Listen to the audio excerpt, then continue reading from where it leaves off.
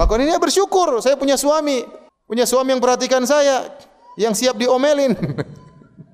Makanya Nabi mengatakan, seburuk-buruk istri kalian al-mutabarrijat al-mutakhayyilat, yang suka keluar rumah, berhias dan sombong. Kenapa kami para wanita banyak penghuni neraka jahanam? Kata Nabi, li'annakunna takfurnal ashir, karena kalian suka. Jibril Radio 24 jam nonstop dengerin kajian tanpa ribet. Yang Allah sebutkan khusus tentang para wanita dalam Al-Quran, dan juga kita akan bawakan hadis-hadis yang berkaitan tentang ciri-ciri wanita salihah.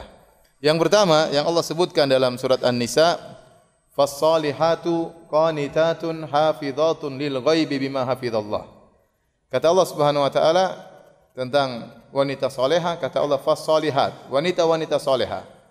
Qanitatun, yang mereka memiliki sifat kunut. Kunut artinya al-mudawamah ala ta'ah, senantiasa menjalankan ketaatan kepada Allah Subhanahu wa taala. Al-kunut. Hafizatun lil ghaib. Qanitatun hafizatun lil ghaib. Kemudian di antara sifat berikutnya hafizat, yaitu mereka menjaga lil ghaib tatkala suami mereka tidak ada. Tatkala suami mereka tidak hadir. Apa yang mereka jaga, kata para ahli tafsir, itu mereka menjaga harga diri mereka, mereka menjaga kesucian mereka, mereka menjaga harga diri suami mereka, mereka menjaga harta suami mereka. Tatkala suami mereka tidak ada. Kalau suami mereka tidak hadir, Allah perintahkan mereka untuk menjaga hak-hak suami, apalagi tatkala suaminya hadir di rumah. Di sini Allah hanya menyebutkan hafizatun lil ghaib, karena ini perlu penjagaan khusus wanita yang menjaga hak-hak suaminya tatkala suaminya lagi tidak di rumah, tidak hadir di hadapannya. Ya. Nah, ini ayat yang bercerita fas-salihah, tentang wanita-wanita salihah. Kalau kita perhatikan ternyata menggabungkan dua hal. Bagaimana seorang wanita menunaikan hak Tuhannya, hak Rabbnya, dan bagaimana seorang wanita menunaikan hak suaminya. Oleh karenanya, kalau kita bertanya, apa yang dimaksud dengan lelaki soleh? Siapakah yang dimaksud dengan wanita solehah? Maka jawaban yang mudah, lelaki yang soleh atau wanita yang solehah adalah orang yang menunaikan hak Tuhannya dan hak manusia. Itu orang yang soleh. Dia menunaikan hak Rabbnya dan dia menunaikan hak manusia yang lain. Dan kita ini, dalam kehidupan ini, kita diliputi dengan hak dan kewajiban. Kita punya hak dan juga kita punya kewajiban. Saya contohnya sebagai suami, saya punya hak. Hak saya misalnya istri saya harus taat, anak-anak saya mungkin harus taat, saya waktu kecil harus dirawat oleh orang tua saya. Ya, ini di antara hak saya. Tapi saya punya kewajiban. Kewajiban terhadap ibu saya, kewajiban terhadap bapak saya misalnya, kewajiban terhadap istri saya, kewajiban terhadap saudara-saudara saya, kewajiban terhadap anak saya, ya, kewajiban terhadap istri saya, ya, ingat ya, istri saya, ya, mufrad ya, tunggal ya, jangan sampai salah tafsir ya. Taib, saya diliputi dengan hak dan kewajiban. Orang yang cerdas dalam kehidupan ini, dia berusaha menunaikan kewajiban. Adapun hak dia kalau tidak terpenuhi, enggak ada masalah, nanti akhirat dia akan ambil. Tapi jangan sampai dia meninggal dunia dalam kondisi ada hak orang lain belum dia tunaikan. Ada kewajiban belum dia tunaikan. Ini musibah bagi dia pada hari kiamat kelak. Makanya di antara tafsiran, ini sering saya sampaikan tapi saya ulangi lagi, di antara tafsiran firman Allah, fa idza ja'atis sakha yauma yafirul mar'u min akhi wa ummihi wa abi wa sahibatihi wa bani. Tatkala ditiupkan sangkakala, maka seorang akan lari dari saudaranya, saudara kandungnya, dia akan tinggalkan. Padahal itu hari yang sangat genting. Hari seorang membutuhkan teman, dan teman yang bisa menolong dia adalah orang terdekatnya. Tetapi ternyata pada hari kiamat dia lari meninggalkan saudaranya. Dia tidak mau ketemu dengan saudaranya. Yauma yafirul mar'u min akhi wa ummihi wa abi. Dia akan lari meninggalkan ibunya, meninggalkan ayahnya. Wa sahibatihi wa bani, istrinya yang sangat dia cintai dia akan tinggalkan, dia tidak pedulikan, dan anak-anaknya pun tidak dia pedulikan. Kenapa? Sebagian ahli tafsir mengatakan karena dia tidak mau dituntut. Tidak mau dituntut oleh mereka, tidak mau dituntut oleh orang tuanya, oleh kakaknya, oleh adiknya, oleh istrinya, oleh anaknya. Dia tidak mau dituntut. Kenapa? Karena ada kewajiban-kewajiban di dunia tidak dia tunaikan kepada orang-orang dekat tersebut. Karenanya para hadirin dan hadirat, kalau mau kita ditanya, siapa orang yang soleh? Lelaki yang soleh, siapa wanita soleh? Wanita soleh adalah wanita yang menunaikan hak Tuhannya dan menunaikan hak yang memiliki hak padanya, seperti hak suaminya, mungkin hak orang tuanya, hak anaknya. Itu wanita soleha. Sederhana.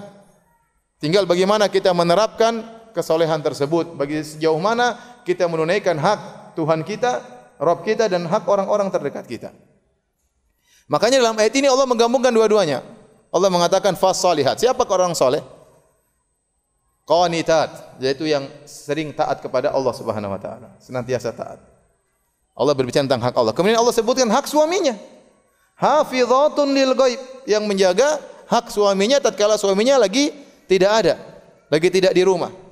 Karena hak terbesar yang harus ditunaikan oleh seorang istri adalah hak suami, lebih daripada hak yang lainnya. Ini sering saya tekankan juga. Seorang wanita sebelum dia menikah, maka hak yang paling besar harus dia tunaikan, atau kewajiban yang terbesar harus dia tunaikan adalah hak kedua orang tuanya. Tetapi ketika dia sudah menikah, maka berubah. Hak yang paling harus dia tunaikan adalah hak suaminya. Hak suaminya lebih daripada hak kedua orang tuanya. Seandainya kalau ada perselisihan antara kedua orang tuanya dengan suaminya dalam masalah rumah tangga, maka keputusan suaminya harus didahulukan daripada keputusan kedua orang tuanya. Contoh sederhana, dia tinggal di Jogja. Terus orang tuanya bilang, "Nak, kamu harus pulang di Papua misalnya." Jauh sekali. Terus suaminya bilang, "Enggak, kamu harus tinggal sama saya di Jogja." Maka tatkala itu yang dia dahulukan adalah keputusan apa? Suaminya. Kenapa? Allah yang suruh demikian. Nabi yang suruh demikian, alaihi salatu wassalam. Sampai-sampai Nabi SAW berkata, "Lau kuntu amiran ahadan an yasjuda li ghairillah la amartul mar'ata an tasjuda li zawjiha." Kalau saya boleh menyuruh seorang untuk sujud kepada manusia yang lain, saya akan perintahkan wanita untuk sujud kepada suaminya. Ini jelas bahwasanya hak paling besar bagi yang harus ditunaikan oleh seorang istri adalah hak suaminya. Nah, ayat ini menggabungkan keduanya. Mau masuk surga, laksanakan dua ini. Hak Allah dijalankan, hak suami dijalankan. Sederhana. Maka fokus pembicaraan kita kebanyakan masalah ini. Hak Allah dan hak apa? Hak suami. Hak Allah, kalau ingin masuk surga maka taat kepada Allah Subhanahu wa taala. Sebagaimana hadis yang masyhur, kata Nabi sallallahu alaihi wasallam, "Idza shallatil mar'atu khamsaha wa shamat syahraha, ya, wa hassanat farjaha wa ata'at ba'laha, qila laha udkhilil jannati min abwabil jannata min abwabil jannati syi'ti." Jika seorang wanita salat 5 waktu, hak Rabbnya. Puasa di bulan Ramadan, hak Rabbnya.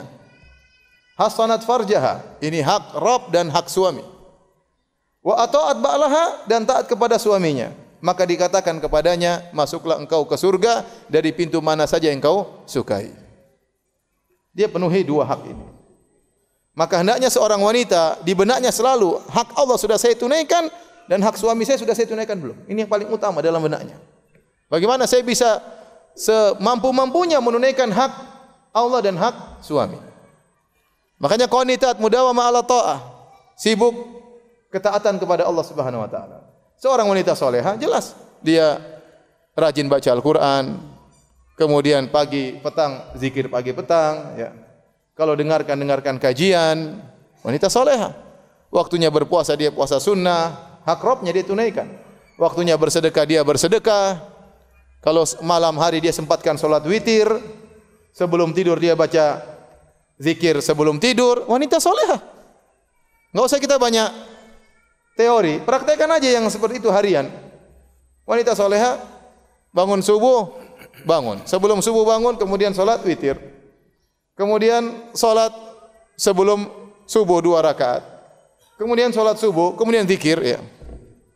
Bukan bangun subuh langsung buka HP. Belum baca doa bangun tidur, sudah langsung lihat isi WhatsApp. Ya.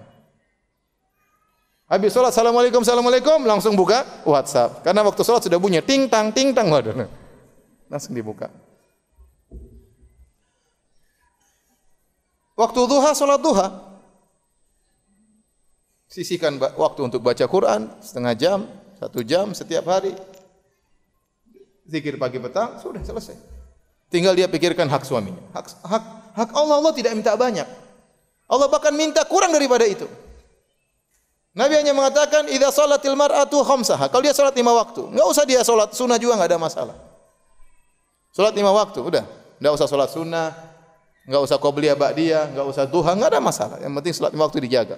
Lebih daripada itu lebih baik. Kemudian shamat syahraha, salat puasa bulan Ramadan. Tidak puasa sunnah jangan ada masalah.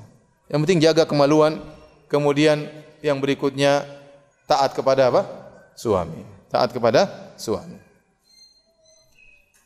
Hadirin dan hadirat yang dirahmati oleh Allah Subhanahu wa taala, ini juga hadis menunjukkan bahwasanya inti dari kesolehan seorang wanita jika menunaikan hak Allah dan hak suaminya. Baik. Di antara sifat wanita salehah adalah waspada dari godaan syaitan. Waspada dari godaan syaitan. La tattabi'u khutuwati syaitan. Janganlah kalian mengikuti langkah-langkah syaitan. Dan di antara tujuan utama syaitan, dan ini sangat berkaitan dengan hak Allah dan juga hak suami. Di antara tujuan syaitan yang paling utama adalah bagaimana seorang wanita bisa cerai dari suaminya. Ini tujuan utama syaitan. Lihat dalam Sahih Muslim, Rasulullah SAW bersabda, Inna iblis wada'a arsyahu alal ma' thumma yab'athu sarayahu. Sungguhnya iblis meletakkan singgasananya di atas air, di atas lautan, entah di mana ya. Thumma yab'athu sarayahu. Kemudian dia melepaskan pasukannya untuk menggoda. Fa'adhamuhum manzilatan a'dhamuhum fitnah. Yang paling pasukannya yang paling kedudukannya dekat dengan iblis adalah yang paling besar fitnahnya. Setelah mereka menggoda, kemudian setan-setan tersebut melapor ya. Wahai iblis, qad fa'altu kadza wa kadza. Saya telah melakukan demikian. Kata iblis, ma fa'alta syai'an. Kau belum bikin apa-apa. Satu lagi lapor, wahai iblis, saya begini-begini. Kata iblis, belum ya. Jadi iblis ini provokator memang. Anak buahnya sudah berusaha, kata dia, belum apa-apa ya. Biar mereka terpacu untuk apa? Menggoda ya. Semakin besar godaannya, semakin dekat dengan iblis. Sampai ada yang datang, wa yaji'u ahaduhum, sampai salah. Satu syaitan datang berkata, ya, ma farraqtu hatta ya, farraqtu bainahu wa baina zaujatihi. Aku tidak meninggalkannya, ma farraqtuhu, aku tidak meninggalkan dia, aku selalu menggoda lelaki ini sampai aku memisahkan tadi dengan apa? Istrinya. Di sini kita tahu bahwasanya tujuan iblis paling utama adalah menceraikan suami dengan istri. Maka tatkala seorang wanita waspada, iblis ini paling tujuannya, dan iblis menggoda lelaki dan menggoda wanita. Maka jangan sampai dia melakukan hal-hal yang bisa mengantarkan kepada perceraian. Karena hal tersebut berarti dia terjebak dengan ya jerat-jeratan iblis. Karena iblis ingin seorang laki bercerai dari istrinya. Nah inilah sang wanita harus waspada dengan godaan syaitan. Semua perkara yang bisa menghilangkan kasih sayang antara suami dan istri maka tinggalkan. Taib, hadirin dan hadirat yang dirahmati Allah Subhanahu wa taala, berikut ini kita akan sebutkan ciri-ciri wanita salehah atau istri yang salehah. Ya. Jangan lupa dicatat ibu-ibu ya. Jangan lupa dicatat. Semoga ibu-ibu ya memiliki sifat-sifat tersebut. Ciri pertama adalah menyenangkan hati suami, menyenangkan hati suami. Kata Nabi sallallahu alaihi wasallam dalam hadis Abu Hurairah, qila li Rasulillah, ditanyakan kepada Nabi sallallahu alaihi wasallam, ayyun nasi khairun, ayyun nisa'i khairun? Ya Rasulullah, wanita mana yang terbaik? Kata Nabi sallallahu alaihi wasallam, allati tasurruhu idza nazar. Wanita yang terbaik adalah yang menyenangkan suaminya jika melihat istrinya. Wa tuti'uhu idza amar. Kalau diperintahkan dia taat. Wala tukhalifuhu fi nafsiha wa maliha bima yakrah. Dan dia tidak menyelisih suaminya yang berkaitan dengan dirinya dan berkaitan dengan harta suaminya dengan melakukan perkara yang dibenci oleh suaminya. Dia berusaha taat, berusaha menyenangkan suaminya dan tidak berusaha menyelisihi suaminya. Baik berkaitan dengan dirinya, kalau suaminya bilang gini-gini dia taat, atau berkaitan dengan harta suaminya. Ini wanita terbaik.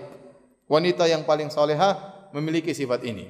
Di antaranya kalau dilihat oleh suaminya menyenangkan hati suaminya. Nah, ibu-ibu sekarang renungkan, saya kalau dilihat sama suami saya senyum atau sumpah, itu lihat coba. Kalau suami saya senang berarti ini saya punya ciri satu. Tapi kalau setiap suami saya lihat wajahnya merengut, bermuka masam, sedih kalau melihat saya, emosi, ini berarti ada yang enggak beres dengan saya. Harus ada yang saya perbaiki. Ada yang harus saya perbaiki. Ini ibu-ibu ya.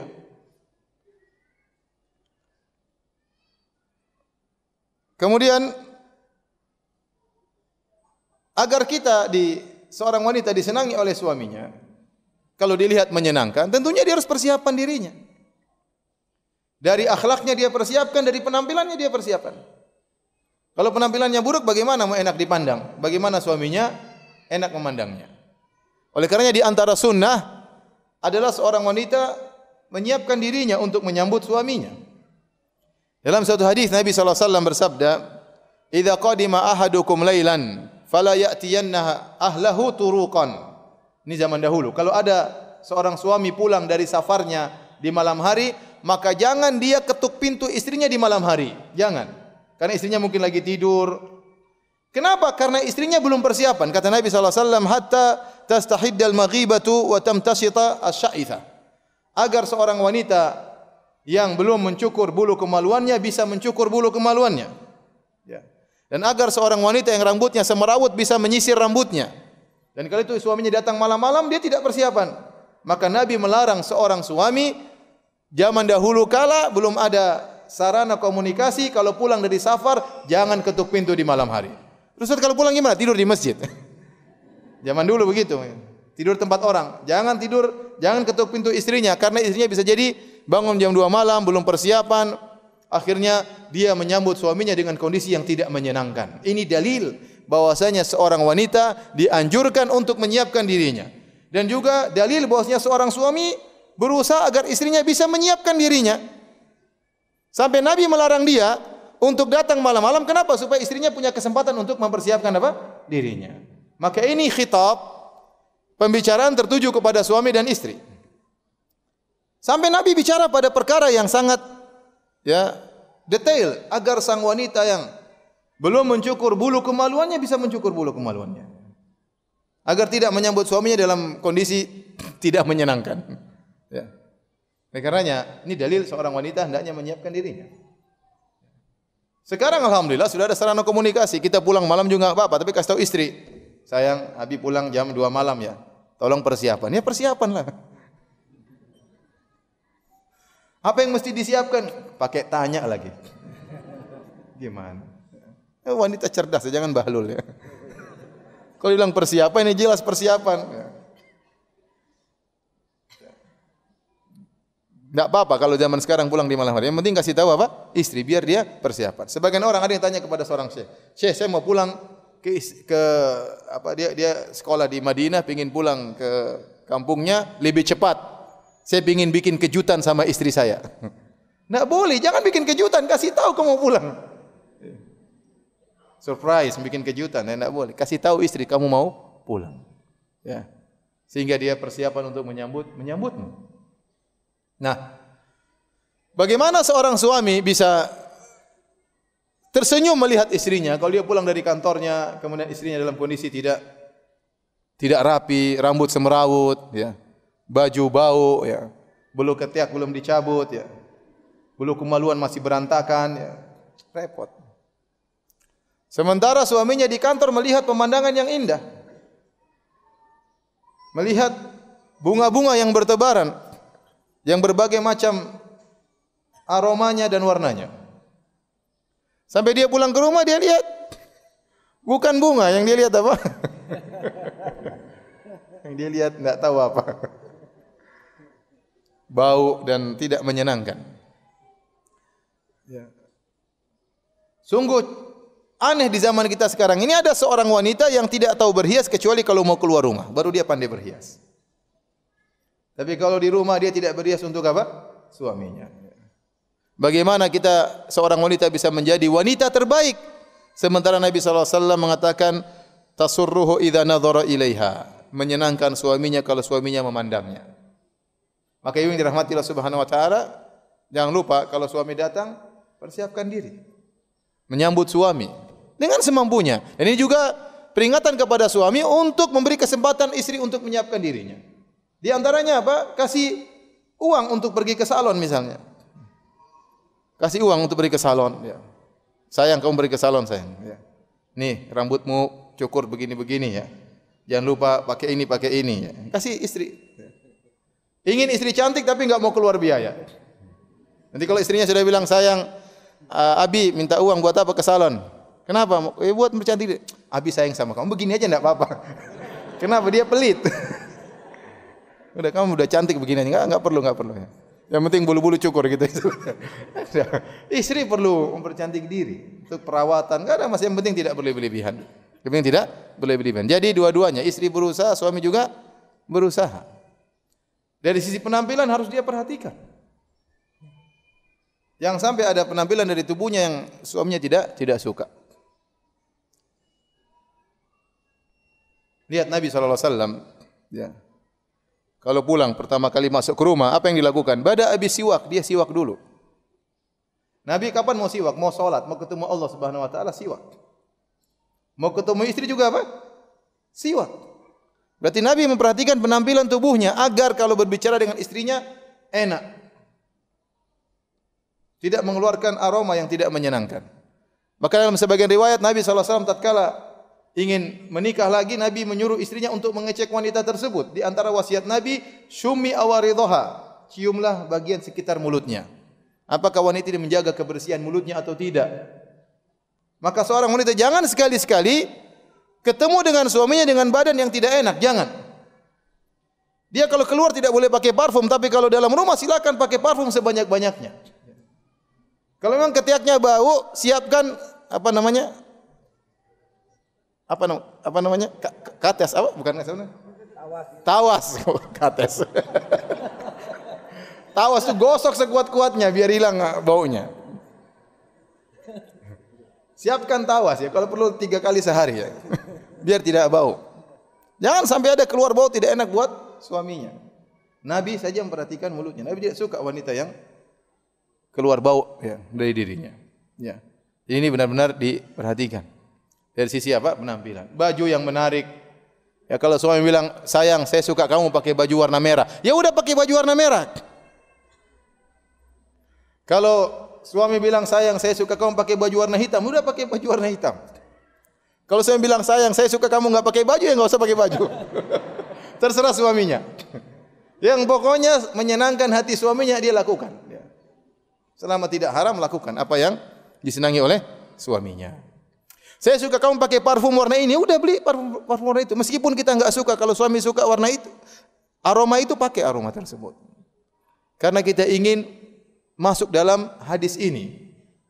Allati tasurruhu idza nadhara ilaiha, yang menyenangkan suaminya jika melihat kepada istrinya. Kemudian apa? Akhlak yang mulia. Kenapa seorang suami terkadang sedang melihat istrinya? Karena dia lihat istrinya akhlak mulia. Murah senyum, tidak suka marah-marah, tidak suka teriak-teriak, sabar dengan kekurangan suaminya, sabar dengan kekurangan rumah tangganya. Dia bahagia melihat apa? Istrinya. Melihat istrinya pasti senyum. Kenapa? Dia di balik pandangan tersebut dia tahu siapa yang sedang dia pandangi. Istri saya luar biasa. Tapi kalau setiap datang ke rumah istrinya, mana duitnya, mana gajinya, mana strip gajinya, mana ini. Pasti lihat, pasti wajahnya masem. Kenapa? Karena tahu ini yang sedang dia pandang ini matre luar biasa. Makanya dia jengkel ngelihatnya. Saya mau cerita ya, sekedar cerita saja. Jadi saya punya kawan, istrinya 3. Saya punya teman banyak yang poligami, alhamdulillah. Saya tidak tertular tapi ya. Jadi saya punya kawan istrinya 3. Saya ketemu dia bilang, Ustaz, saya mau nikah lagi yang keempat, tapi saya mau cari orang Afrika. Buat apa? Saya ingin tahu anak saya seperti apa. bukan itu pembahasannya. Pembahasannya dia mengatakan saya punya istri nomor 2 Ustaz, luar biasa baiknya. Bagaimana saya tidak sayang sama dia? Saya tidak tanya, dia cerita sendiri. Artinya dia banggakan apa? Istrinya. Saya tidak tanya gimana istri yang pertama, yang kedua, ketiga, yang keempat, saya enggak tanya. Ya. Itu kan masalah pribadi orang, privasi. Enggak baik kita tanya. Tapi dia cerita sendiri. Ya udah, saya karena teman ngobrol saya dengarkan. Dia bilang istri saya yang kedua Ustaz, ya. Setiap saya datang, dia sambut saya, dia bukakan sepatu saya. Kemudian dia tanya, sebelum saya datang, saya mau makan apa? Dia siapin. Tanya gitu. Dia enggak tanya kapan pulang, enggak. Dia tanya pulang mau makan apa? Subhanallah. Ya. Dia tanya seperti itu. Maka dia siapkan apa yang saya sukai. Kemudian kalau lagi makan sama saya, kalau saya makan ikan yang banyak tulangnya, dia ambilin tulang-tulangnya, dia ambil baru dia kasih kepada saya. Dia bilang gimana saya tidak sayang sama istri saya. Pelayanan luar biasa. Ya. Ya, kalau kecantikan mungkin sama 1, 2, 3 tidak jauh-jauh beda. Tapi yang dia perhatikan adalah akhlak. Bagaimana saya tidak senang melihatnya, sementara dia layani saya begitu seperti itu. Makanya ibu yang dirahmati Allah Subhanahu Wa Taala, sama suami perhatian. Kalau suami datang cium tangannya, bukakan sepatunya, ya, bukakan bajunya. Ya. Kalau kukunya panjang, potong kukunya. Giginya kuning, sikat giginya. Ya. Kumisnya panjang, dicukur, kenapa enggak ada masalah? Ini dilakukan oleh sebagian istri. Ya. Dilakukan oleh sebagian istri. Inilah yang membuat seorang wanita bisa enak dipandang oleh apa? Suaminya. Baik. Jadi harus persiapan untuk menyambut suami. Bahkan dalam hadis Aisyah radhiyallahu anha tatkala Nabi sallallahu alaihi wasallam mau datang, Aisyah radhiyallahu taala anha berkata, ya, qadima Rasulullah sallallahu alaihi wasallam min safarin wa qad satartu bi kiramin li ala sahwatin li. Kata Aisyah tatkala Nabi ingin pulang dari safar, maka aku siapkan semacam kain yang bermotif, aku letakkan di satu sahwa, ada yang mengatakan semacam tempat untuk meletakkan sesuatu, mungkin seperti taplak diletakkan, dihias rumahnya oleh Aisyah radhiyallahu anha. Kenapa? Karena Nabi mau datang. Karena Nabi mau datang.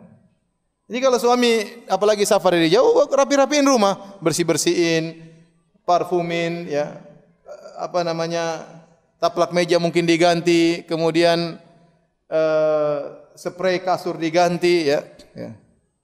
Untuk menyambut apa? Suami. Kita juga baju dirapikan ketemu suami, ya. Ini intinya agar suami senang melihat istri.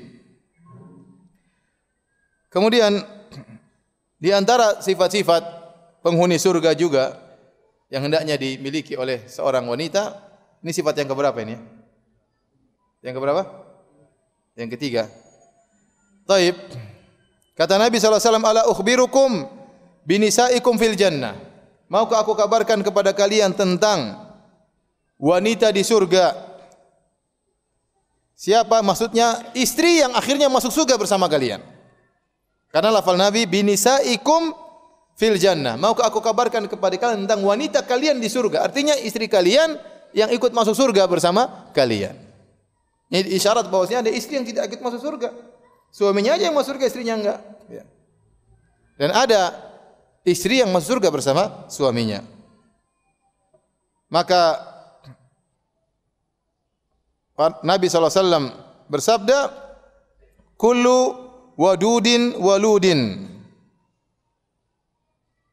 a'udin. Dalam riwayat kata Nabi SAW, itu wanita atau istri yang sangat mencintai, kemudian mudah melahirkan, subur, kemudian sangat mudah kembali kepada suaminya. Yang pertama yaitu sifat walud, yaitu dia subur. Artinya apa kata para ulama? Kalau memang dia ditakdirkan oleh Allah seorang wanita yang subur, kalau suaminya ingin anak dari dia tidak menghalangi.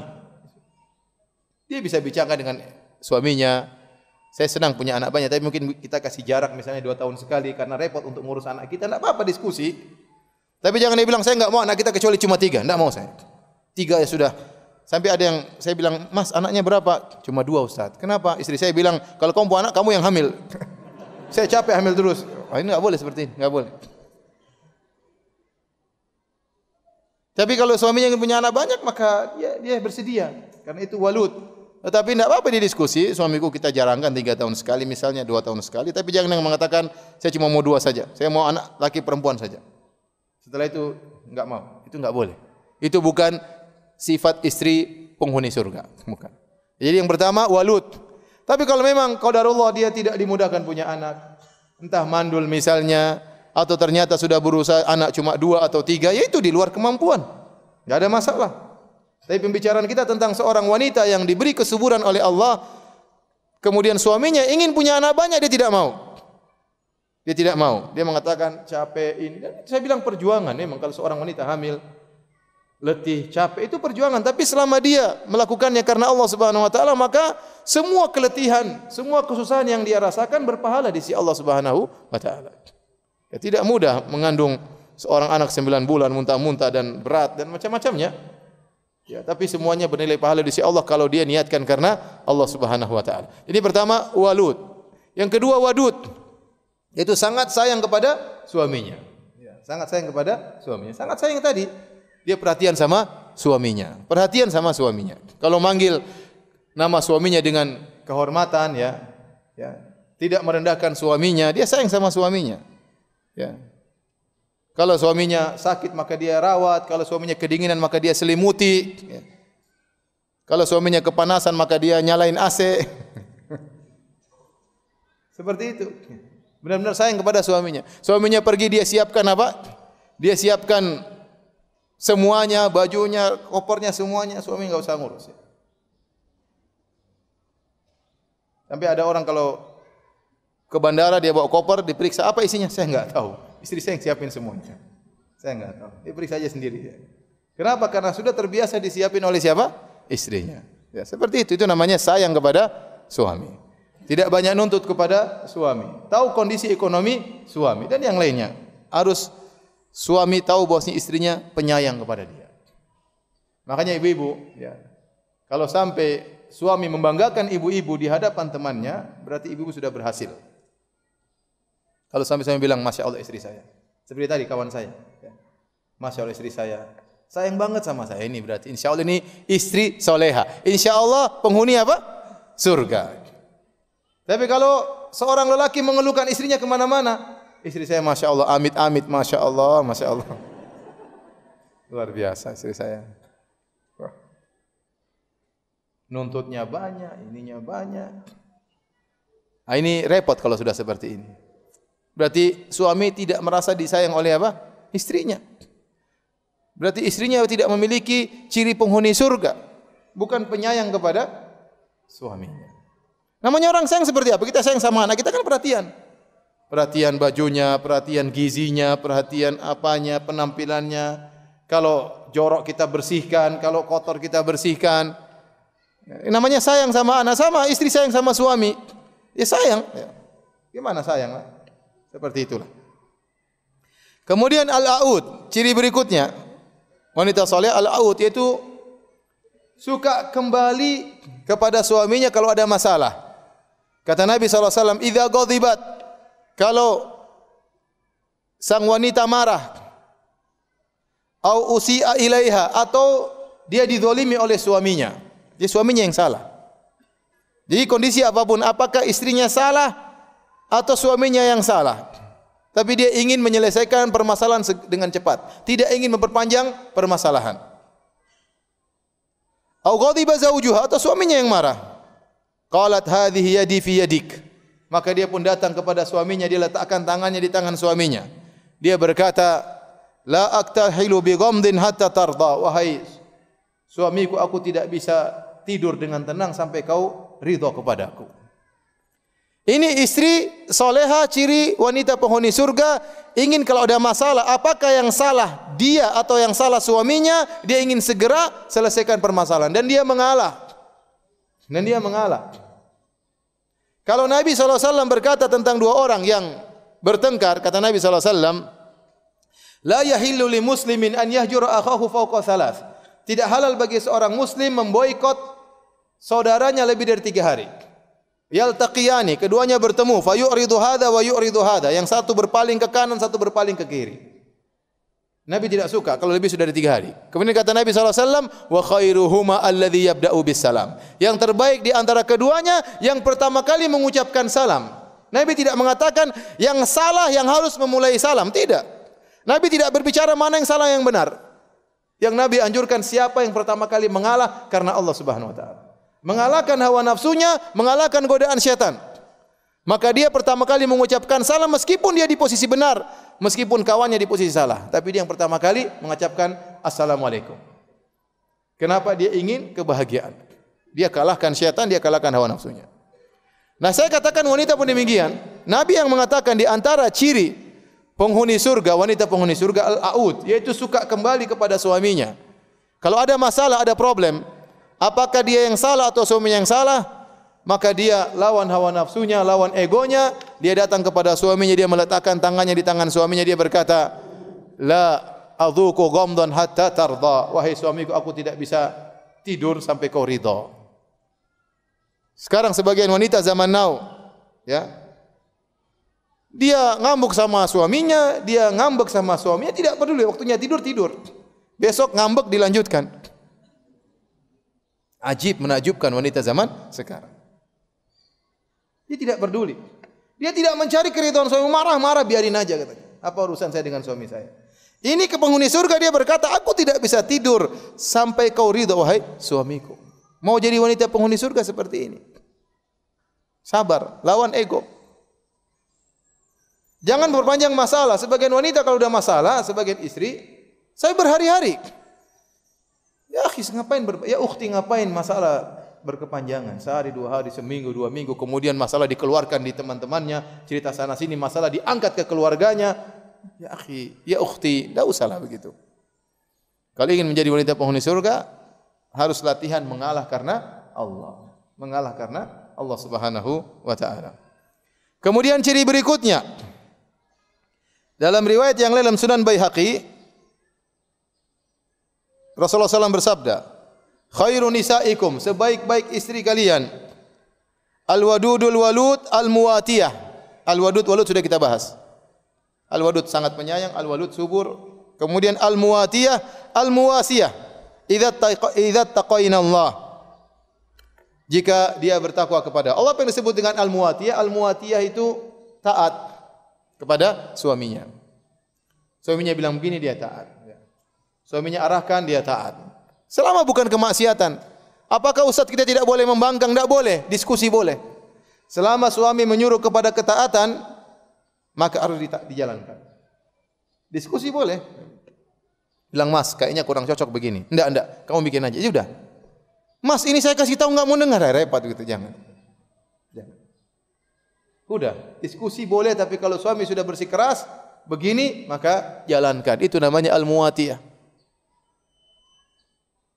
Tadi saya sudah jelaskan hadis, di awal hadis Nabi mengatakan jika wanita salat 5 waktu, kemudian puasa Ramadan, menjaga kemaluannya, taat kepada suaminya, dikatakan kepadanya, masuklah surga dari pintu mana saja yang kau sukai.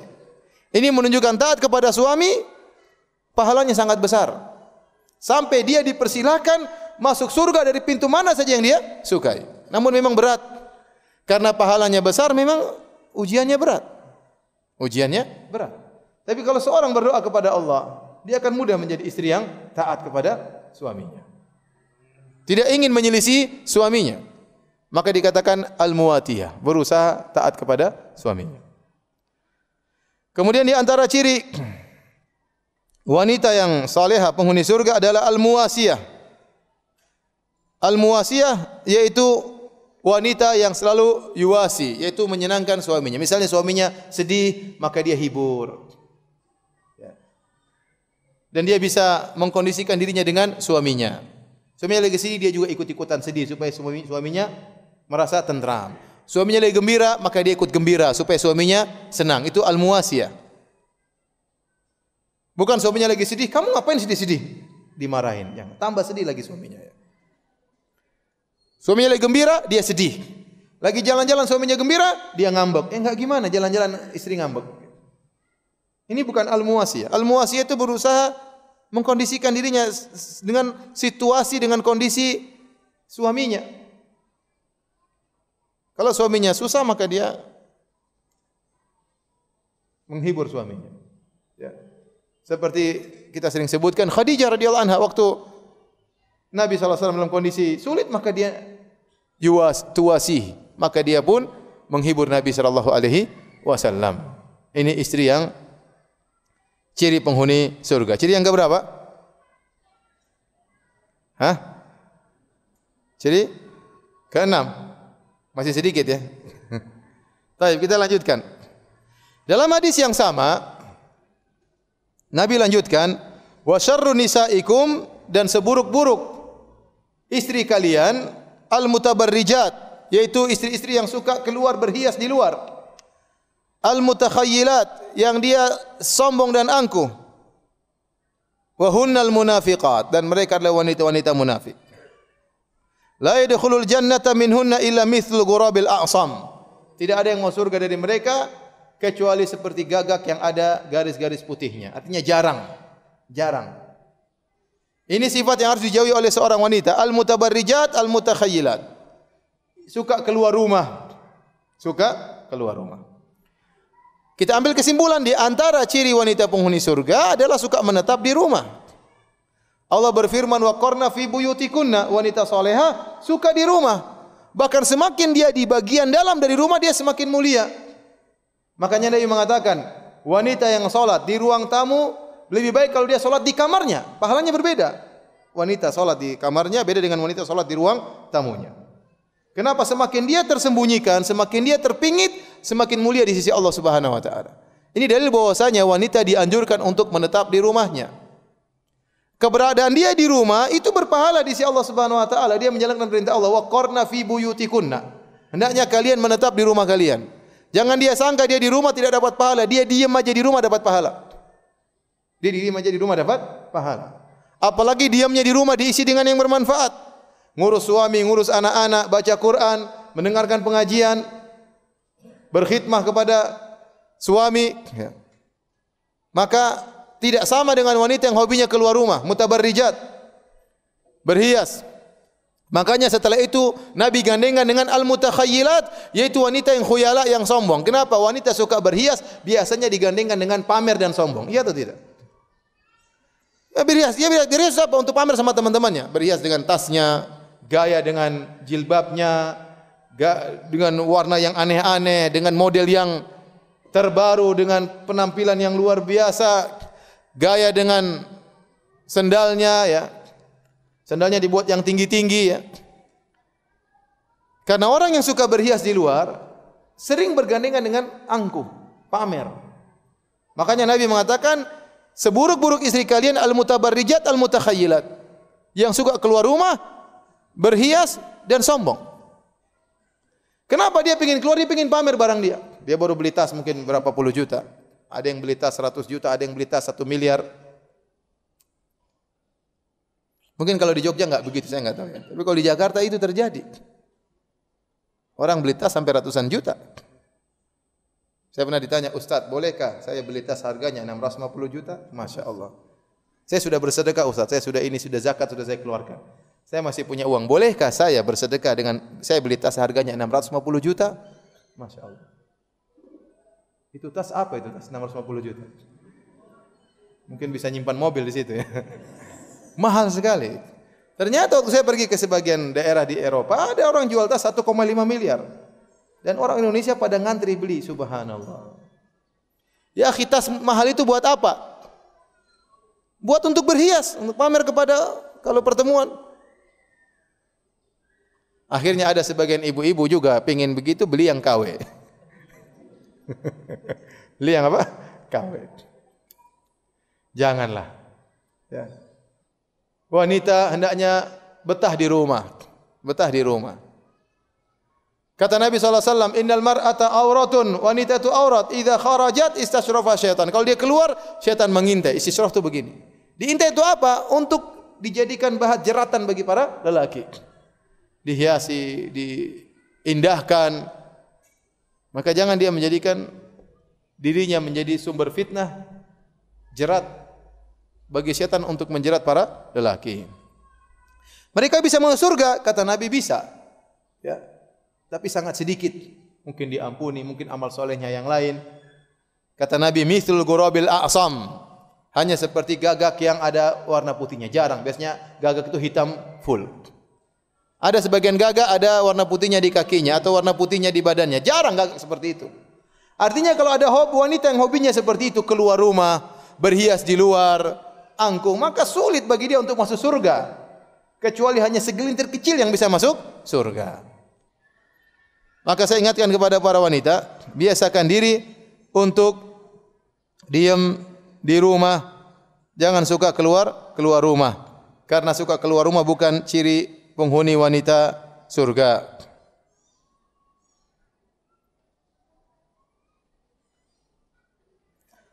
Taib. Hadirin dan hadirat yang dirahmati Allah Subhanahu wa taala. Di antara ciri wanita penghuni surga yaitu wanita yang pandai bersyukur kepada suaminya. Mensyukuri apa yang telah diberikan oleh suaminya, tidak kufur nikmat. Karena kalau wanita suka kufur nikmat, maka dia penghuni neraka jahanam. Hadis yang masyhur Nabi sallallahu alaihi wasallam waktu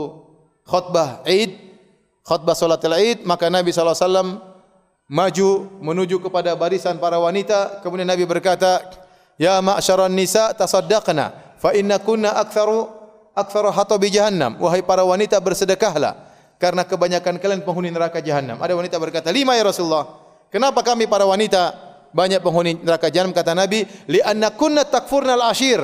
Karena kalian suka kufur kepada kebaikan suami. Wa tukthirna syakat, dan kalian suka mengeluh. Suka mengumpat, suka mengeluh. Wanita jangan seperti itu.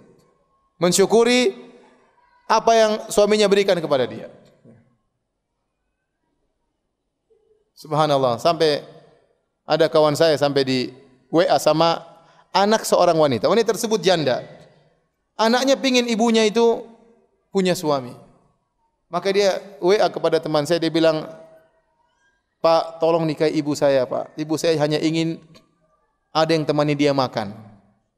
Saya begitu. Ibu saya hanya ingin ada dia teman ngobrol, tidak minta apa-apa.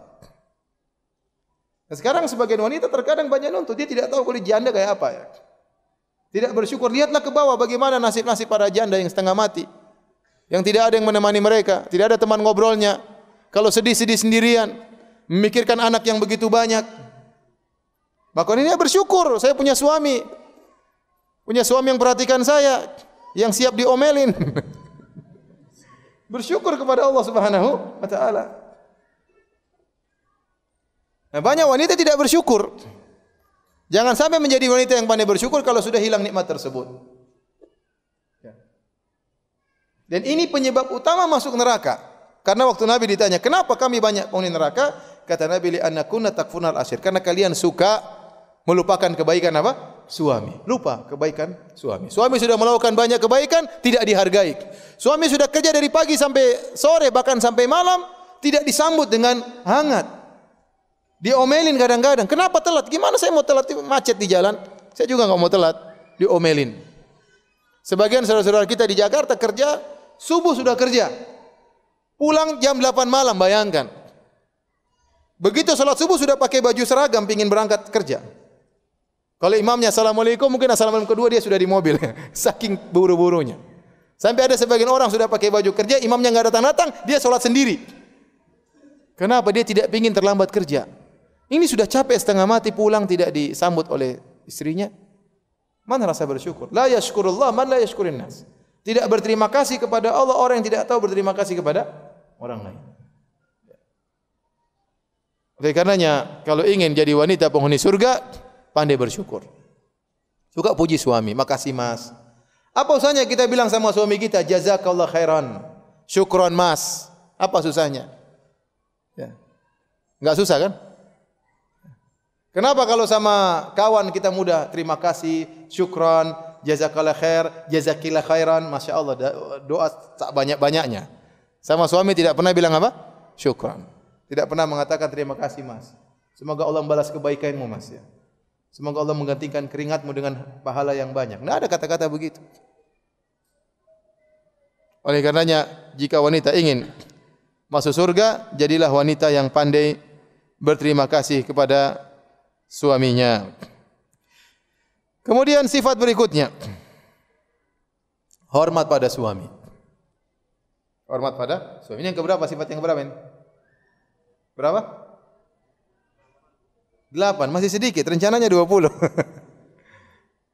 Hormat kepada suami. Tadi hadis yang sudah kita dengarkan, "Lau kuntu amiran ahadan an yasjuda li ghairillah la amartul mar'ata an tasjuda li zawjiha." Kalau saya boleh nyuruh seorang sujud kepada yang lain, saya akan suruh wanita sujud kepada suaminya. Ini dalil.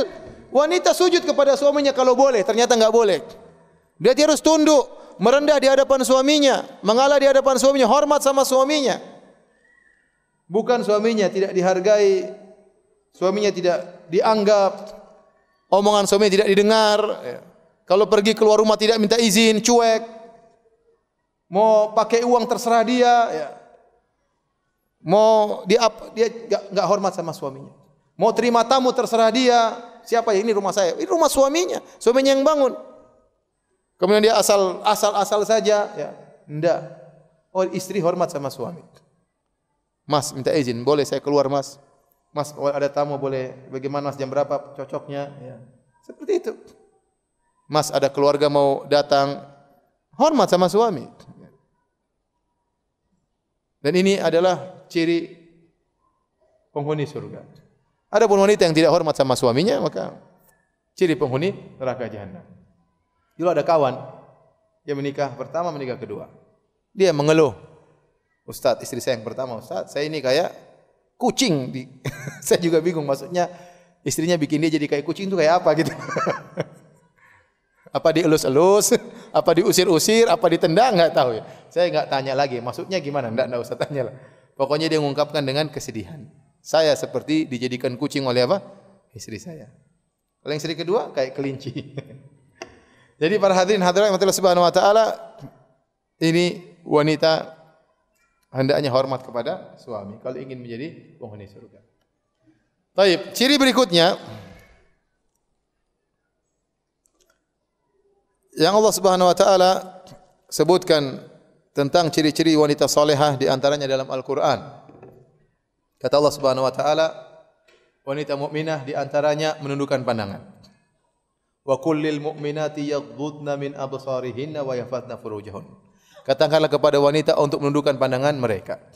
Hukum asal wanita melihat lelaki tidak haram selama tidak ada ketertarikan, selama tidak ada syahwat. Tetapi yang terbaik adalah menundukkan apa? Pandangan. Apakah syahwat atau tidak? Memang benar, yang rajih kalau tidak syahwat tidak apa-apa. Tetapi yang terbaik syahwat atau tidak syahwat menundukkan apa? Pandangan. Tapi kalau sudah melihat tertarik, maka hukumnya sepakat haram. Maka hukumnya sepakat apa? Haram. Terpesona dengan ketampanannya, terpesona melihat. Ada syahwat, seorang bisa merasakan. Melihat, Masya Allah tampannya, apalagi sampai muji. Ya. Masya Allah putihnya, itu sudah haram kalau seperti itu. Sepakat ulama, haram kalau sudah sampai pada tingkatan seperti itu. Maka, jangan sampai seorang wanita dalam kehidupan kesehariannya, kemudian dia nonton acara-acara yang tidak benar, film-film, ya. Apalagi film Korea misalnya. Saya enggak tahu sekarang banyak film Korea. Akhwat-akhwat nanti nyebarin film Korea, kadang bintang-bintang Korea. Ya.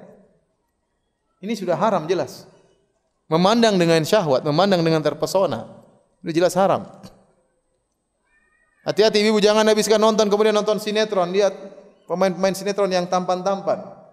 Kemudian bandingkan dengan suami yang pas-pasan. Ini hukumnya haram. Maka wanita yang saleh menundukkan pandangannya. Tidak suka melihat laki-laki. Tidak suka bandingkan suaminya dengan laki-laki yang lain. Tundukkan pandangan. Dia boleh melihat. Apalagi sampai perkara-perkara yang pada tingkatan aurat. Kemudian Allah Subhanahu wa taala juga berfirman, ya. Wala yubdina zinatahunna illa ma dhahara minha. Ciri wanita salehah yaitu tidak menampakkan perhiasannya kecuali yang biasa terlihat. Maka jangan kemudian dia memakai baju dengan warna-warni yang terlalu mencolok sehingga tampak sekali itu adalah hiasan. menjadi perhatian para lelaki, semua orang memandangnya, makin tidak boleh. Kalau dia lewat menjadi pusat perhatian. Ini pertama berhias, kedua pakaian syuhrah, tidak boleh. Wanita solehah tidak demikian. Dia bersih, dia rapi, itu dituntut bersih dan rapi. Tetapi jangan dia pakai pakaian yang kemudian menarik perhatian. Karena itu berarti dia telah berhias dengan pakaian tersebut. Dan sudah kita sebutkan, fungsi dari jilbab bukan untuk dilihati oleh laki-laki, tapi agar terlindung tidak menjadi perhatian para lelaki. Kalau ternyata seorang wanita pakai jilbab justru menjadi menarik perhatian para lelaki, itu jilbabnya salah berarti. Entah karena fashionnya, modelnya terlalu indah, warnanya terlalu mencolok, maka tidak boleh hukumnya. Tapi kalau yang wajar-wajar saja sebagai wanita lain tidak ada masalah. Tapi kalau saya berlebihan, model cadarnya aneh-aneh, ya, model rendahnya aneh-aneh, model jilbabnya warna-warni, ya, kemudian warnanya terlalu rame, ada gambar bunga matahari di roknya misalnya, bajunya warna merah, kuning, hijau, ya. Ini menarik perhatian, hukumnya haram, tidak boleh. Tidak boleh. Kemudian di antara ciri wanita salehah adalah wanita yang pemalu. Wanita yang pemalu. Tatkala Allah Subhanahu wa taala sebutkan tentang kisah dua orang wanita salehah yang ditemui oleh Nabi Musa alaihissalam. Ya. Walamma warada ma'a Madyan wajada alaihi ummatan minan nas wa wajada min dunihima imra'ataini tadhudan qala ma khatbukuma qala la nasqi hatta yusdira ar-ri'a wa abuna syaikhun kabir. Waktu Nabi Musa lari dari kejaran Fir'aun, kemudian dia pergi ke negeri Madian, dia mendapati ada sumur atau mata air di Madian dan orang-orang sedang berkerumun di situ. Di antaranya dia melihat dua orang wanita yang sedang menghalang-halangi kambing mereka untuk ambil minum di situ. Nabi Musa kasihan, Nabi Musa datang, "Ma khatbukuma? Kenapa kalian?" Kata dua wanita ini, "Kami tidak bisa mengambil air sampai lelaki dulu pergi."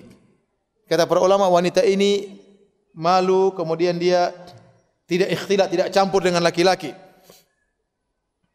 Berusaha seorang tidak duduk sama laki-laki. Ini wanita solehah. Di zaman kita sekarang ini, zaman now, terkadang laki-laki yang malu sama perempuan. Lagi malu-malu, kemudian ceweknya datang, "Kamu ngapain sih?" Aduh. Kita malu, dia enggak malu. Sebagian wanita seperti itu. Harusnya wanita itu memiliki sifat malu. Jangan bercampur dengan laki-laki. Nabi berkata, "Alaikunna bihafatit tariq." Nabi menegur para wanita, kalian jalan di pinggir. Jangan jalan di tengah, cuek biar laki-laki yang pinggir. Jangan. Kalau jalan malu, ada laki-laki malu. Itu wanita solehah seperti itu. Allah memberikan fitrah mereka untuk malu. Perhiasan mereka adalah rasa malu. Makanya saya sering sampaikan, kalau antum yang jomblo-jomblo mau menikah, kalau pas nazar lihat ceweknya, cari cewek yang pemalu. Begitu dilihat dia malu-malu, tutup wajahnya, tutup telinganya, tutup dia malu. Ini berarti insya Allah wanita solehah. Tapi kalau antum pas nazar dia juga lihat, ngapain? Ente yang malu-malu begini, udah ente sejak awal baru nazar aja sudah kalah, apalagi kawin. Udah ente mundur aja. Ente tidak pantas ketemu menikah dengan dia. Mental ente belum cukup. Nazar aja udah kalah. Jadi kalau wanita pemalu itu baik, tidak kemudian sana campur laki-laki, bicara dengan laki-laki seenaknya, bicara dengan suami orang, ketawa ketiwi suami semua orang.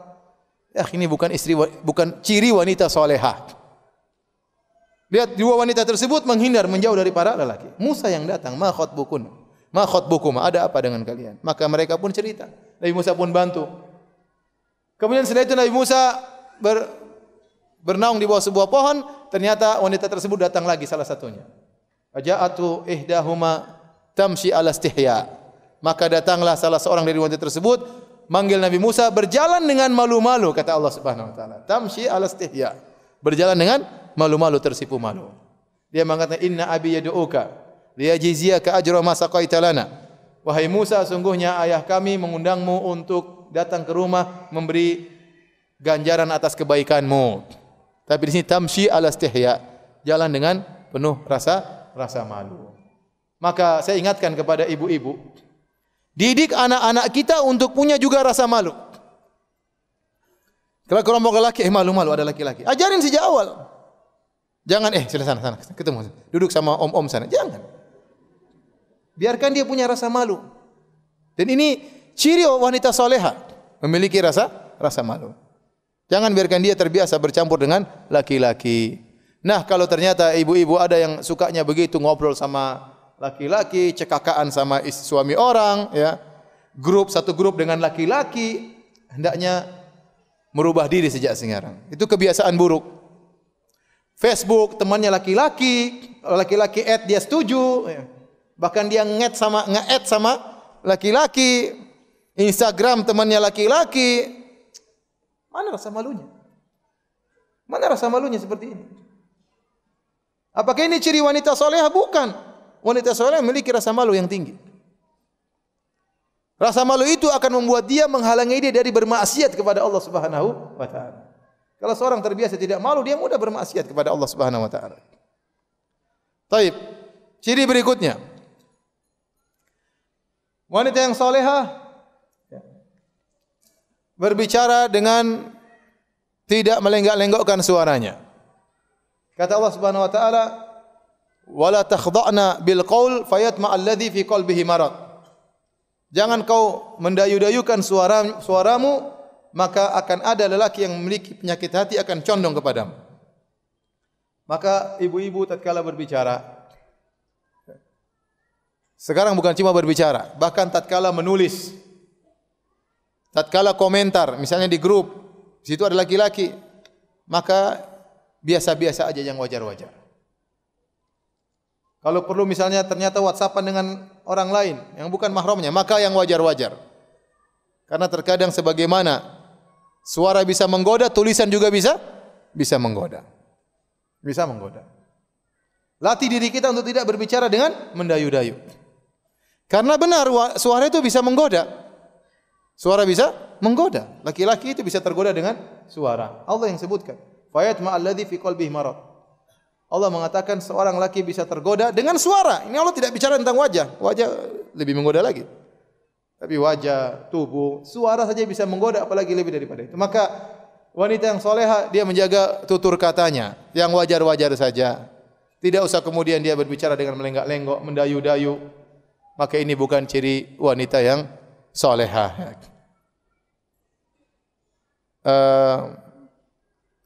Masih banyak sebenarnya, tapi cukup itulah, sedikit-sedikit dulu.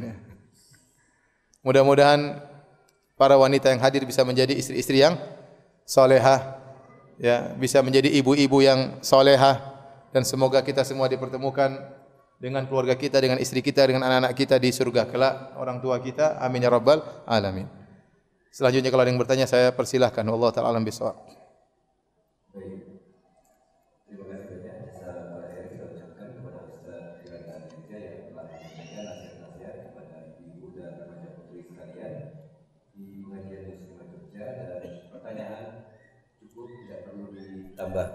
Tidak perlu ditambahkan lagi, ya. Tidak perlu, cukup, sudah terlalu banyak. Kita bacakan, Ustaz. Bismillahirrahmanirrahim. Assalamualaikum warahmatullahi wabarakatuh, Ustaz. Ustaz, adakah pahala khusus untuk wanita yang bersabar karena qadarullah dia di dunia ini mandul?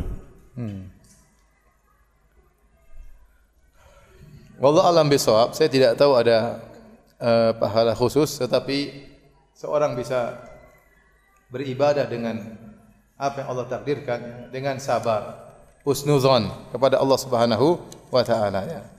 Wanita yang mandul tentunya dia diuji, ya. Diuji. Siapa yang tidak ingin punya anak? Siapa yang tidak ingin punya momongan? Siapa yang tidak ingin punya keturunan? Betapa banyak orang yang diberi keturunan, mereka mendapatkan kebahagiaan yang besar. Tetapi seorang yang ditakdirkan ternyata tidak punya anak, maka dia ibadah yang bisa dilakukan adalah bersabar. Ibadah yang pertama. Ibadah yang kedua, dia husnudzon kepada Allah Subhanahu wa taala. Dia yakin bahwasanya apa yang Allah atur kepada dirinya lebih baik daripada pengaturan terhadap dirinya. Dia yakin bahwasanya rencana Allah tentang dirinya lebih afdal, lebih baik daripada rencana dirinya tentang dirinya. Karena yang lebih tahu tentang maslahat kita adalah Allah Subhanahu wa taala. Allah yang lebih tahu.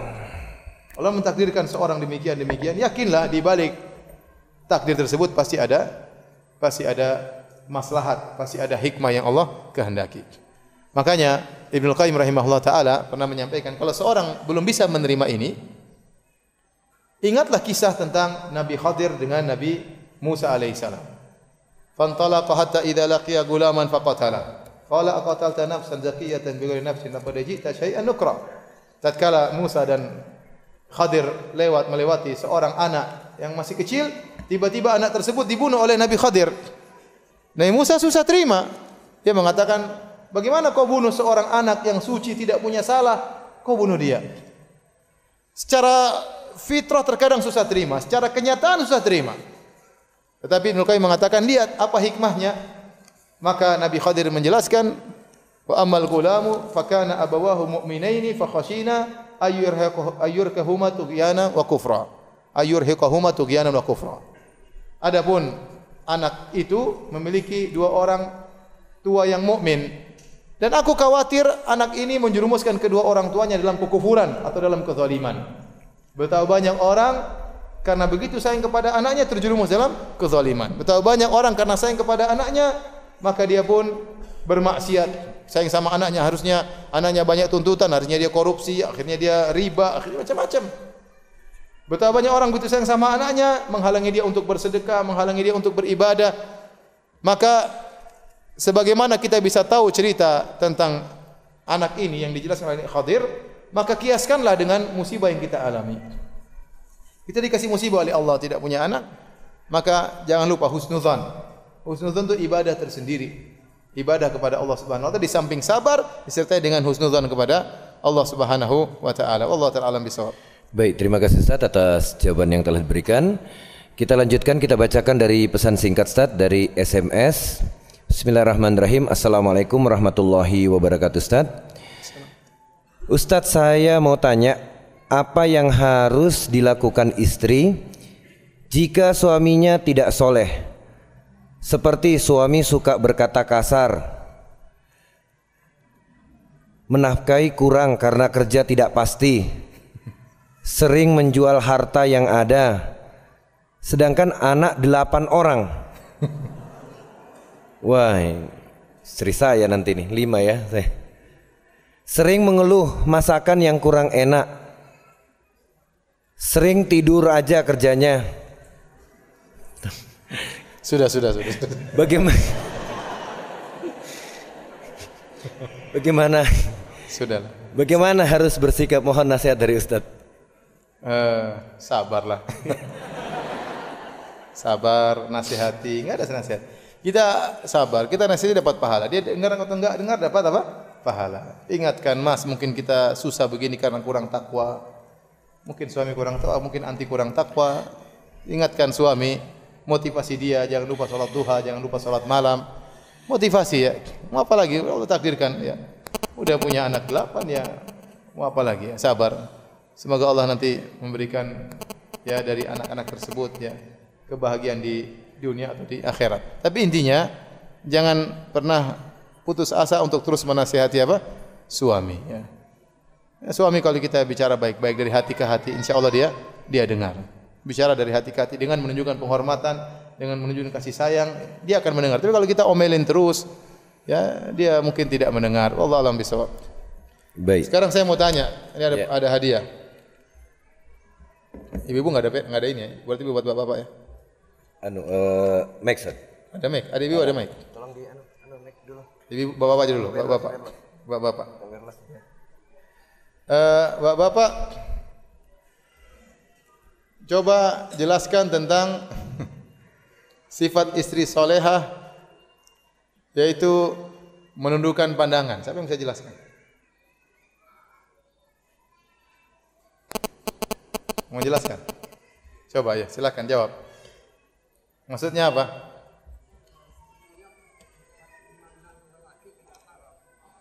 Sebetulnya memandang laki tidak haram, tetapi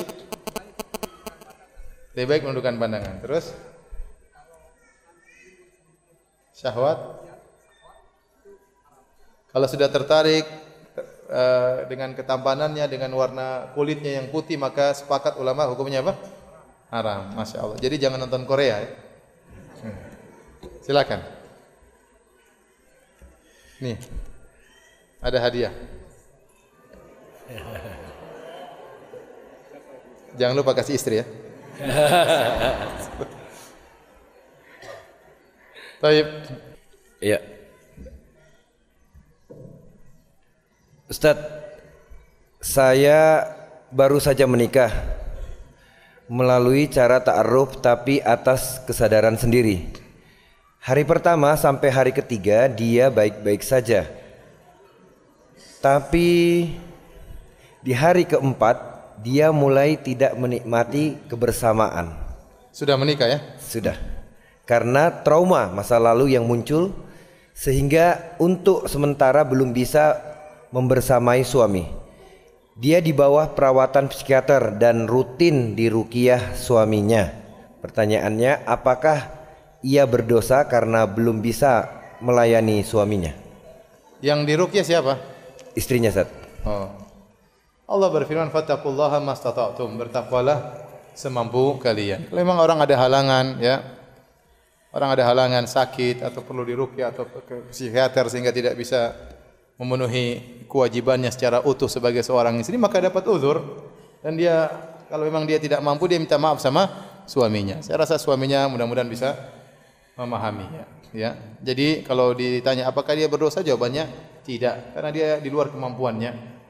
Tapi dia hendaknya minta maaf dan minta diridhai oleh suaminya. Allah alam bisawab. Baik, terima kasih Ustaz atas jawabannya.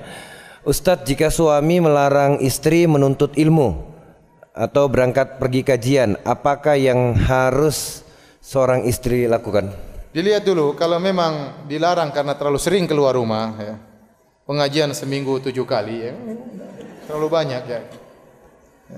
Maka wajar suaminya melarang, mungkin dia harus perhatikan terhadap anak-anak, atau suaminya ingin ditemani, atau ada kegiatan rumah tangga harus diselesaikan, maka tidak maaf, itu hak suaminya. Ya, tapi kalau ternyata dilarang karena hal yang lain, misalnya tidak senang dengan pengajiannya, masalah akidah misalnya, maka dia berusaha menghadapinya dengan hikmah. Kalau memang dilarang, dia berusaha memperbaiki akhlaknya, dia bisa ngaji lewat YouTube misalnya ya. Karena suaminya melarang. Ya, sesekali dia bertemu dengan saudara-saudarinya, akhwat-akhwat yang lain untuk memperkuat imannya, meskipun mungkin tidak di lokasi pengajian. Jadi intinya berusaha taat kepada suami. Kalau suaminya larang, ya kita bisa ngaji lewat lewat YouTube sambil kita nasihati suami. Siapa tahu dia berubah. Allah alam bisawab. Baik, terima kasih Ustaz atas jawaban yang telah diberikan. Ustaz, doakan suami saya agar suami saya bisa berdakwah seperti Ustaz.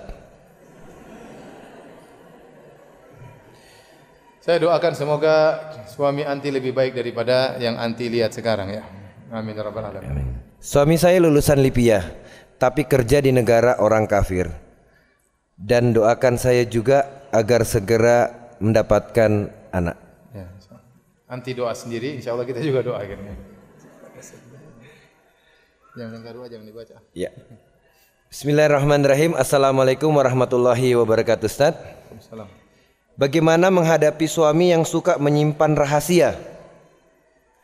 Apalagi masalah keluarga besarnya. Padahal saya tidak komplain kalau dia masih mengurus keluarganya. Kehidupan rumah tangga ya harus dibangun di atas husnudzon, bukan suudzon ya. Berbaik sangka. Ya. Suami yang baik bisa mengatur kondisi istrinya, dan istri yang baik bisa memahami suaminya. Misalnya dalam kondisi seperti ini, istrinya bilang, "Mas, saya senang kalau kau cerita kepada saya, kau sudah belikan buat keluargamu misalnya, kau sudah kasih uang buat ibumu. Insya Allah saya tidak saya malah senang kau seperti itu." Saya khawatir suaminya kenapa dia menyembunyikan sesuatu, karena istrinya mungkin enggak suka. Bisa jadi. Kalau dia mau kasih sesuatu sama ibunya, istrinya ngomel-ngomel misalnya. Kalau dia mau kasih sama kakaknya, istrinya ngomel-ngomel misalnya. Ya, mungkin terpaksa dia sembunyikan, dan tidak wajib istrinya tahu. Kalau kita bicara hukum, maka tidak wajib istrinya tahu. Tetapi tidak enak kehidupan rumah tangga seperti itu. Enaknya kita saling mengetahui, enggak ada masalah. Makanya sang istri harus merubah sikapnya. Misalnya dia yang mendukung suaminya untuk membantu keluarganya. Dia yang kasih ide, Mas kayaknya ibumu lagi butuh ini, Mas kayaknya adikmu lagi butuh ini, Mas misalnya kau sudah bantu kakakmu belum, misalnya.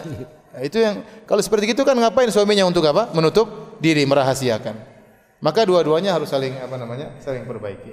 Nah, dari sisi sang wanita saya mengatakan secara hukum syar'i tidak wajib suami mengabarkan semuanya kepada anti, tidak wajib. Kewajiban suami yaitu dia memenuhi kebutuhan anti sebagai seorang istri, sebagai seorang ibu rumah tangga. Uang yang lain terserah dia, mau dia sedekahkan, mau dia bangun masjid, mau dia kasih janda, terserah dia. Terserah dia. Tetapi saya katakan seperti ini kurang enak memang. Enak kita saling sama tahu. Karena betapa sering suami butuh kepada bantuan istri, dan betapa sering istri butuh kepada bantuan suami. Ya. Oleh karenanya istri harus menampakkan keriduan dia, motivasi dia, dan dia berkata kepada suaminya, wahai suamiku, saya ingin kau bantu keluargamu dan tidak usah kau sembunyikan kepada saya. Ya. Insya Allah suaminya berubah. Ya. Terima kasih Ustaz atas jawaban yang telah diberikan. Mohon mic-nya ya yang tadi wireless tolong dimatikan ya, masih masuk.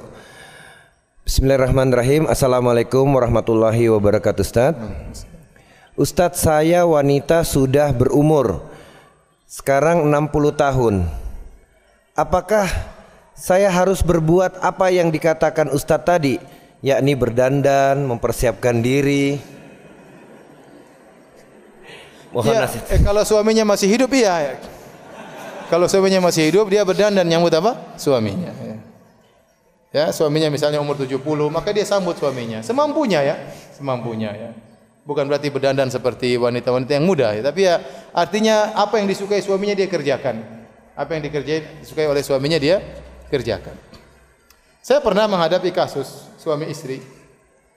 Istrinya mungkin umur 60-an, suaminya mungkin umur 70. Mungkin istrinya sudah tidak berhasrat, tapi suaminya masih berhasrat. Dan istrinya tidak mau melayani suaminya. Dan ini dosa seperti ini. Oleh karenanya, meskipun suami sudah tua, kalau istri bisa tetap berdandan, ya, dandan dari sisi penampilan dan mendandani akhlak sehingga menyenangkan apa? Suami. Insyaallah semuanya berpahala di sisi Allah Subhanahu wa taala. Baik, terima kasih Ustaz atas jawabannya. Ustaz, apakah istri yang mengizinkan suaminya poligami dijamin masuk surga? Kalau ada hadisnya saya senang, tapi enggak ada hadisnya.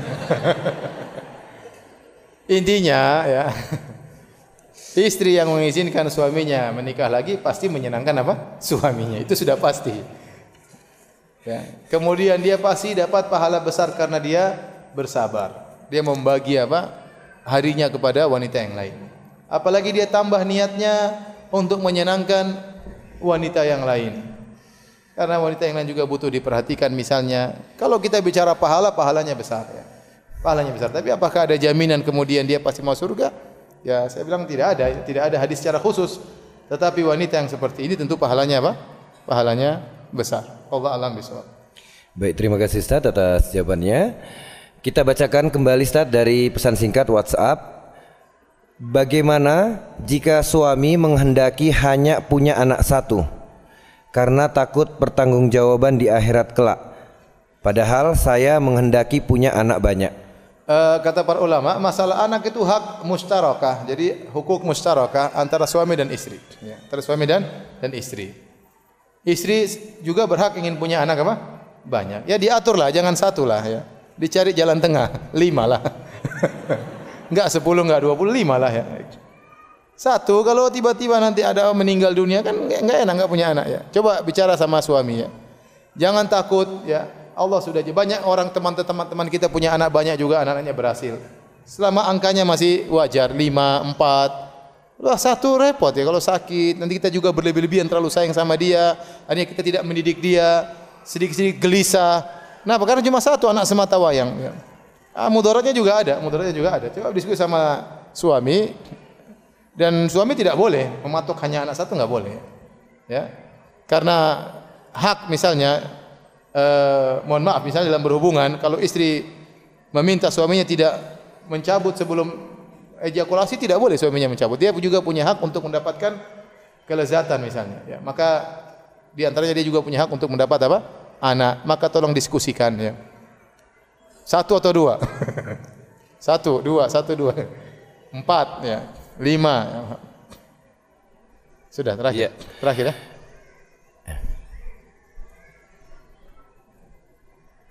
Ustadz, ada ujian berat bagi wanita karir adalah bila gaji istri lebih besar dari suami.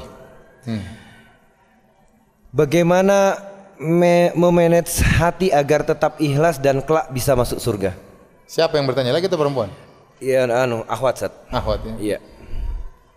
Kalau istri gajinya lebih besar daripada suami, ini memang rawan untuk menjadikan istri semena-mena, merendahkan apa?